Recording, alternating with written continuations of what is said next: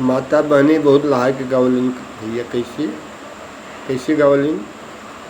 निमिया की डरिया मैया नावली झलुआ मैया मोरी झूली हो झूली ना, मैया मोरी झूली हो झूली ना, मैया मोरी गावली न गीतिया हो की झूली हो झूली ना।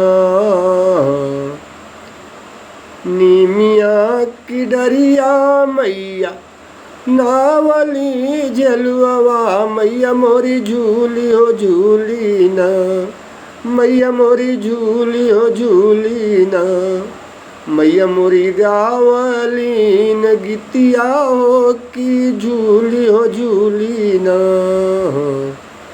गायक कलाकार सिंगर बादशाह सुपरस्टार